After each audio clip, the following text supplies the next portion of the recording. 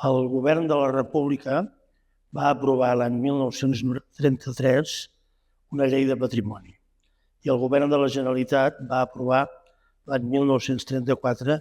una llei de patrimoni. Era la primera vegada que es legislava per protegir el patrimoni. Però l'esclat de la sublevació militar el 18 i 19 de juliol del 36 i la consegüent revolució social van desbordar les autoritats republicanes. Va haver-hi destrucció d'art i va haver-hi una reacció immediata de salvament d'art. Durant tota la Guerra Civil, diferents persones, voluntàries i 5 delegats que va nomenar el govern de la Generalitat de Catalunya, es van dedicar a recollir, concentrar, preservar i inventariar les obres d'art que s'havien salvat de la desfeta dels primers dies de la guerra. I amb això van constituir uns fons extraordinaris que van ser preservats i que van ser recollits per les autoritats franquistes un cop acabada la Guerra Civil i o redistribuïts als seus propietaris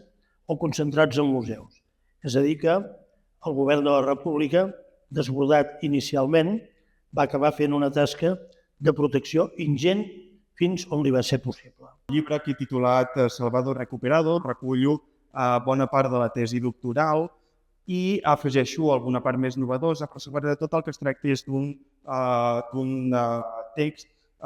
més amable, sobretot, però més analític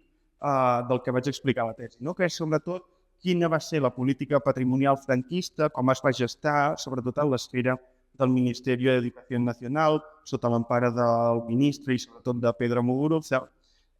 i sobretot quines van ser les operacions d'ocupació del territori i aquest control del patrimoni. El que intento fer finalment és, diguéssim, un assaig de